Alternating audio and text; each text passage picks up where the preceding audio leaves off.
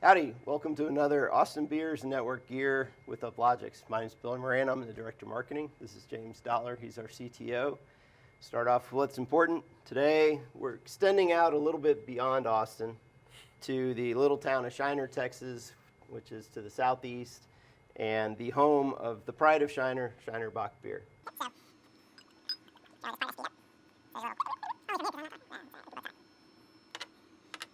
All right, cheers. Prosit.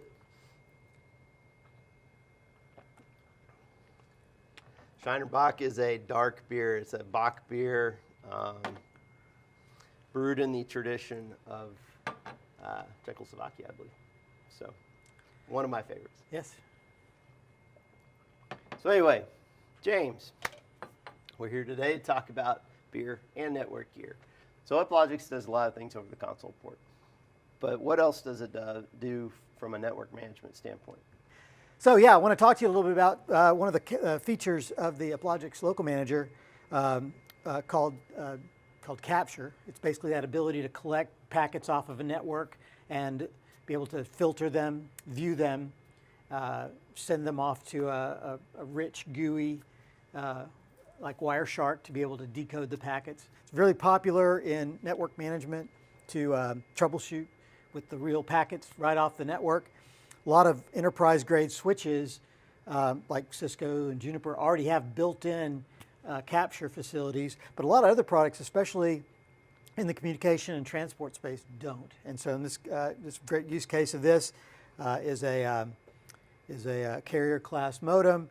It basically gets an Ethernet connection and basically has no ability to do packet captures by itself. So we're going to employ a tap, simple network tap. It's very simple, and all we do is insert it in line. So I'm going to plug it in. We'll just pull the power right off this device. And here's the input connection from the carrier. We're just going to move that over to this inline tap. And then we're going to use our E2 interface, our secondary interface, and we're going to configure it to be a capture interface. So everything coming in off this line that's black will be copied right around to this port, which is the production connection.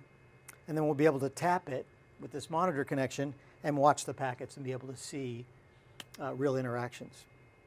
So we just pull over Control Center. This device is showing up on our dashboard here. We're going to be changing this E2 interface.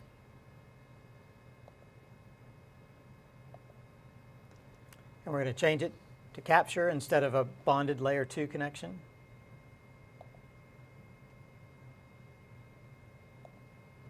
It takes about 30 seconds. In the meantime, we'll go ahead and click the SSH button to log into it.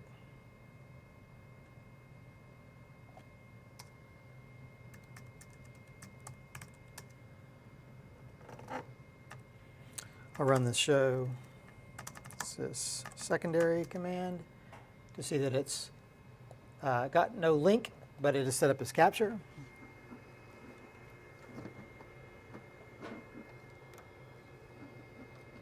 Got those all tight.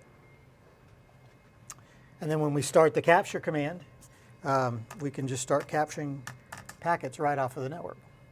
Now, there are a lot of things we can pass to capture, so we can limit what host we want to capture from or what protocols that we want to capture. In this case, we're just going to capture everything by just starting the capture command. And as it sees packets come across this black cable, copies them to the monitor port, and you can see where those bytes are incrementing. And then it doesn't get in the way of the traffic, but it does give us that ability to capture right off of that device. So you're capturing, are you saving this? Where are you saving it? We're saving that on the local manager. We support up to a 5 megabyte capture file. We really don't have to go very far into there. I can hit the X to stop capturing. And at this point, what we've done is put the tap in place, pulled 5,000 bytes off the network as it interacted normally, And then now we can go and look at those files. One way we can do that is just run the show capture command and look at the actual values. One of the other popular ways to look at this, though, is to import it into another graphical utility. So one of the ways we do that is we'll do the show capture command. We'll pass it, we'll tell it we want it in the native PCAP format. And we can send it off of this device with SCP or FTP, but I'm going to use mail to do it because it's kind of simple. And it's really just going to email me that file. Then I just pull it up in my email program. So here's the email. It came from our Gmail account we send mail through. It's a 6K file. And I can open it, and it'll normally launch inside of whatever your packet tracer preference is. And there it is in Wireshark.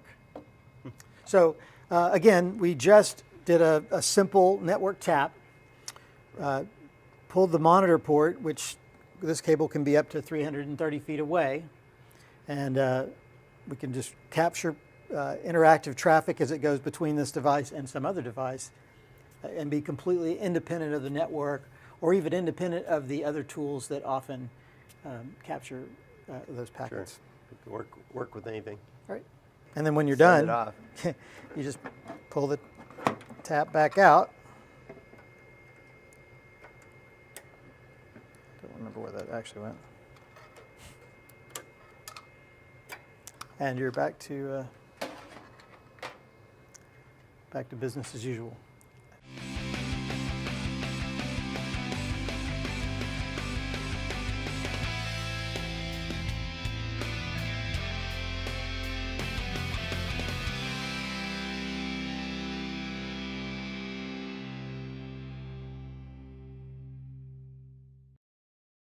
Maybe that was supposed to be up here.